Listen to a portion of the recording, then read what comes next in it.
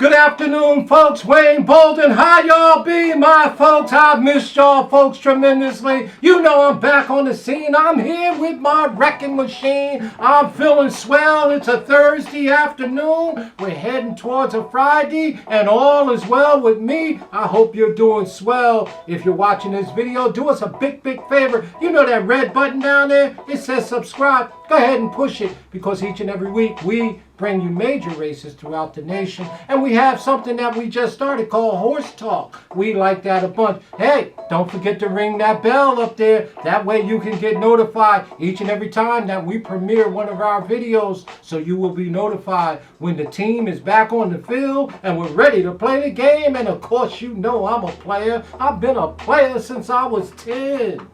Want to give a shout out to my sponsorship group. They hate when I do it, but they're no longer in Clearwater, Florida. They're up here on the Jersey Shore for the summertime. They're 2 weeks ahead of Memorial Day. So hey guys, Larry, Dr. Raj, hey, I'll catch up with you guys sometime. Yeah, that's right. Probably over there, where? Oceanport, New Jersey, Mama's Park, your home, I know it, right? Shout out to my racehorse.com. Good job, guys, once again. So, I haven't talked to you folks. It seemed like forever. I always miss doing this. You know, the last video we did was, of course, the craziness and Bob being banned or not able to run, Naira doing the rejection. And I thank you folks so kindly for your participation. And the commentary is just so classy. And once in a while we get somebody on there that'll do some nonsense. And I see it, and you know what? They either straighten it up or we dismiss them, because, again, you folks are classy, you're respectable, and guess what? You agree without being disagreeable, and that's what we're doing. Healthy discussions, guys. Again, we want to make some money, but let's have some fun first, right? We don't want to make this into a job. I already got a job. I want to have some fun. So anyway, folks, you're saying, well, why is that Speed King on my radio? Because I love doing it. I'm fired up. It's Thursday. You know I'm fired up. And you say, well, why are you here? I'm here to take a sneak peek. That's right. At the Belmont Stakes. That's right. It's 2 weeks out. But it don't stop us from starting our dialogue. So let's dive right in. You know they pulled 12. There's a potential 12 going into the Belmont Stakes on June 5th. Down there at beautiful Elmont, or up there in beautiful Elmont, New York, at Belmont Park, Big Sandy, 1.5 mile track. It's big for a cool 1.5 million. And let's just clear something up right away. The distance alone will beat most of these horses. That's a huge racetrack. I don't know if y'all ever been to Belmont, but you can't see the horses when they're on the backside unless you're looking at the Jumbotron. But anyway, there is 12 that's early entered. This field would probably change. One of them that I believe is going to get in, probably, who want to get in, is Pete Miller's horse. Get her number. But anyway, let's dive in. I didn't do these in any particular order, so we're not doing, you know, our final analysis. I need to still get data. But I do want to get some dialogue going, and I do want to look at the 12, you know, culprits. I want to look at them. And we already know them because we've been watching them since January or November in the Breeders' Cup all the way through the preps. But you know, once I put it out here to the speedy people and the classy people, you know, they're going to start commenting and thinking. So let's dive right in. 12, June 5th, Elmont, third leg, Triple Crown. Do I say it? Yeah, minus Bob Baffert and all his big head horses. He won't be there. So let's dive in. I didn't do this in any particular order, but I did rank them. So let's dive in with the first horse that we're going to start to discuss and look at. We're not picking any horses here today, but let's just look at what we got. And the first horse is Essential Quality. Yes, at a Tapit. Trained by, wait a minute. You know I was going to do it, didn't you? Wait a minute, hold on right there. No, you didn't. Essential Quality is owned by the Dolphin Stables, trained by Brad Cox and the Untouchable Barn. All of his merry horses, Essential Quality. I don't know if he's the leading candidate or if he's the darling of the stable, which I don't think he is, because he does have a filly over there named Monomoore Girl, who I believe is the top horse in that barn. But Essential Quality on the colt side has to be the second, one of the merry horses, one of the untouchables. Well, y'all know the story. And you know I have a bunch of fun with Brad, and he's quickly become someone that I highly respect, and I like his work. You know, I really do. He's a classy dude. You know, he's poised, and I think he's straightforward. I think he's young, and I think he wants to do the right thing, and I think he's doing the right thing. And anytime you train a Godolphin horse, you must be okay, because the Godolphin don't play. But Essential Quality added by Tappet, out of a Delightful Quality mare, or Dam on the Dam side by Elusive Quality. And y'all know the record. This is the 2-year-old champion who was 5 for 6 last year, or in career, 5 for 6 in his career. And his only loss came in the Derby. And by the way, he finished 4th in the Derby, but he had the best speed figure coming out of the Derby. Why? Because ground loss, weight, distance, hundredths of a second, and run-up. I explained run-up to you one day. Most people think the clock starts when the gate opens. But there's a beam maybe 20, 30 yards away from the gate before the timer starts. That's called the run-up. We do take that into consideration, and we make the adjustment for 100ths of a second. So time, obviously 100ths of a second, ground loss, weight, wind, and run-up is where the final speed numbers come from. And I'm telling you right now, Essential Quality had the best number coming out of the Derby. Why? Traveled more ground, which means he had to run twice as fast as the winner, in this case Medina Spirit, and of course the second place horse in that race, Mandaloo, and the third place horse, Hot Rod, Charlie. So Essential Quality, folks, yeah, I'm telling you, this is a really, really nice horse. And broke his maiden back there last year in September at Churchill. You know he won the Breeders' Cup Futurity. If that wasn't enough, he came and won the Juvenile Breeders' Cup Classic on November 6th. Ran by my horse, Jackie Warrior, the Asmussen trained horse. And went and won the Southwest Stakes, first race as a 3-year-old. Came back, and here's the biggie. He won the Bluegrass. And his speed figures, my people, have gotten better in each race. His time form figures, which I'm looking at now, and the Equibase, I still need to pull the speed figures on him as well. But man, this is a very, very nice horse. And if this horse is not favored in the Derby, I mean in the Belmont, I'll be shocked. This is a very nice horse. Skip the Preakness. The horse should be fresh. He should be fit. So we know his work. We know Essential Quality's work. He finished 4th in the Kentucky Derby. So he's only lost 1 race in his life, and that was in the Derby. He was wide both turns from the 14 hole. And we expect to hear from him on Belmont Day, which is June 5th. The next horse is Known Agenda. Well, I'm going to tell you something right now. And I squabbled with this when I looked at the numbers here. When I looked at the time form numbers, I looked at the Equibase numbers, I looked at my other database that I have personally. And Known Agenda is sitting on a race, I think, y'all. I mean, I tell you right now, this horse broke his maiden back there in September at Belmont, came right through, ran 3rd in the Rimpson in December of last year. First race out as a 3-year-old, he ran 5th in the Sam Davis Stakes. Really was nothing up to that point. And then from nowhere, he won the allowance race, in February of down at Gulfstream, and then came the big one on March 27th. This horse won the Curling Florida Derby. That's big. And that number that he got in the Florida Derby was huge, and it is literally the best, definitely the best equibase number in the race, even essential quality. So his race 2 back in the Florida Derby is the best race of all the 3-year-olds in this race. That's right.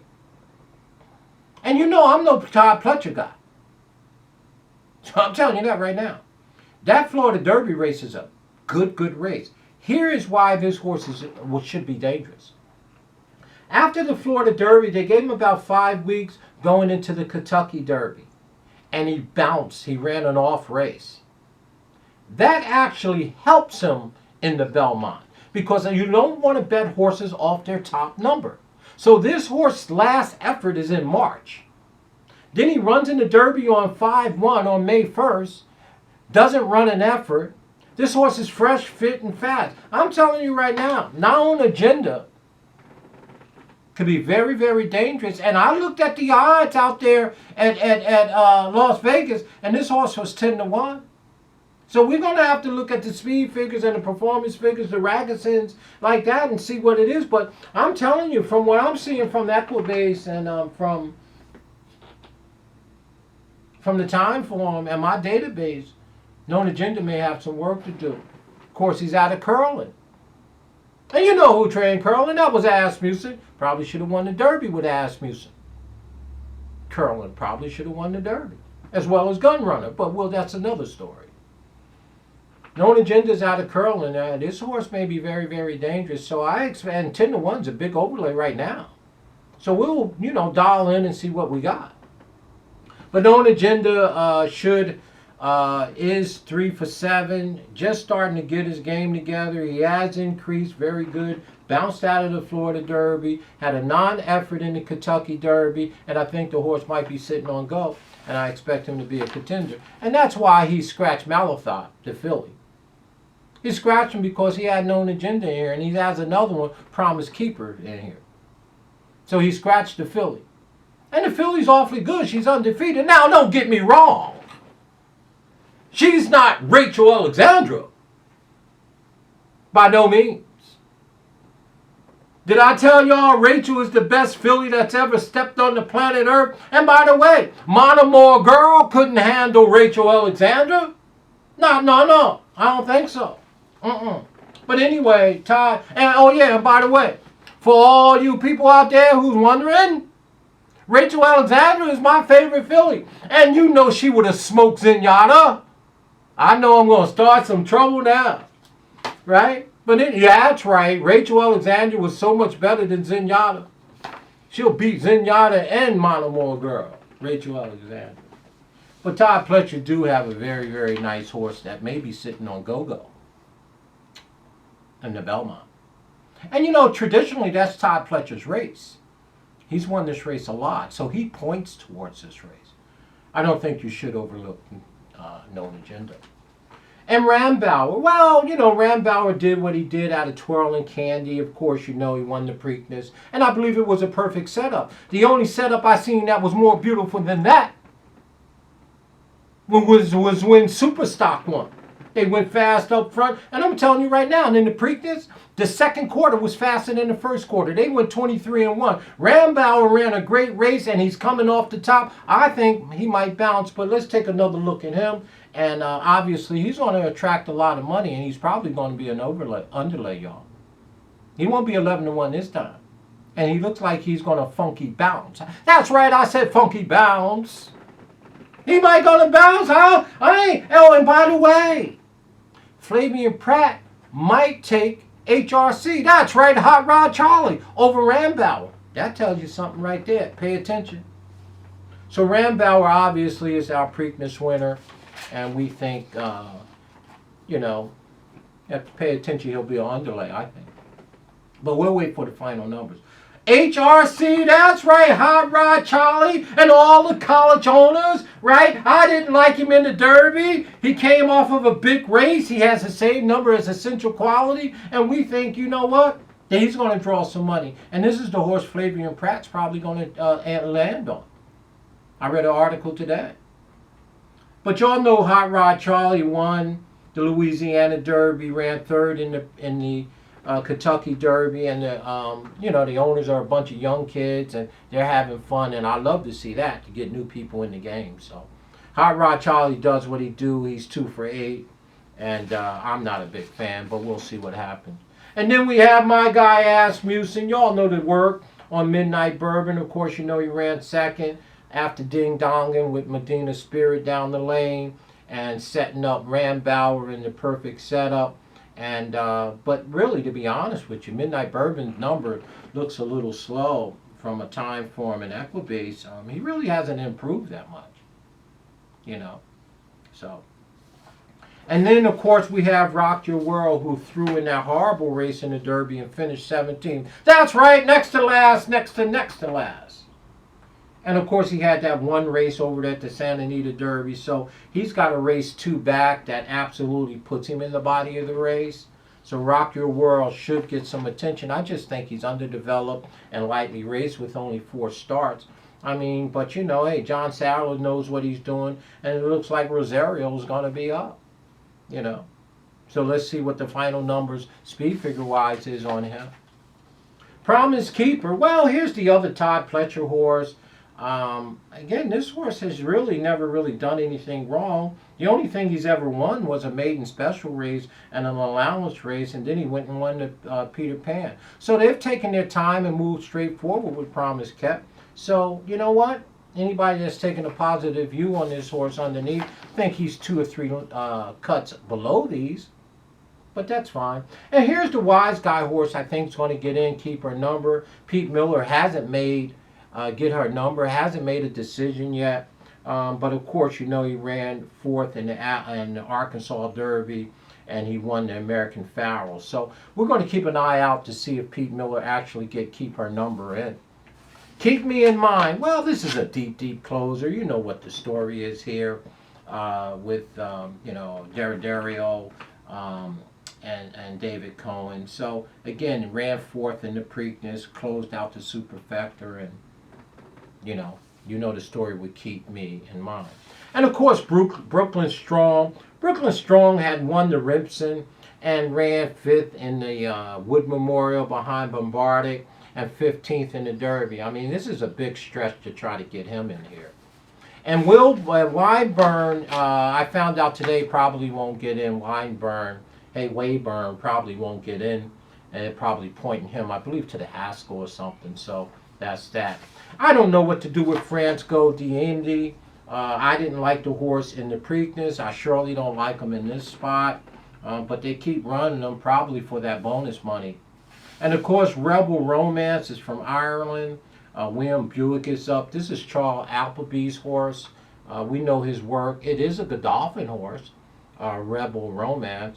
But I have no numbers on him, so I'm going to have to see if I can pull some data on Rebel Romance.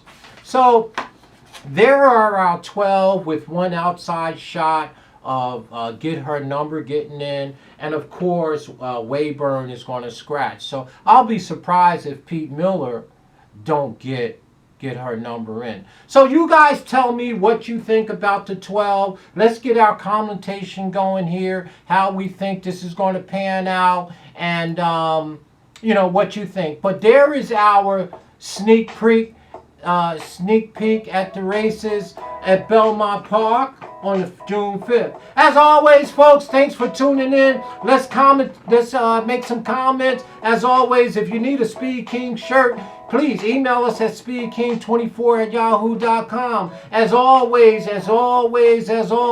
stay classy in all that you do. The Speed King really do appreciate your support. And again, please buy the Speed King a coffee. Donate us. Help support our YouTube channel and keep us on the air. Once again, folks, how do you believe this Belmont will shake out? No Bob Baffert. We do have, that's right, Brad Cox and the Merry Horses. Stay classy in all you do, folks. Talk to you shortly.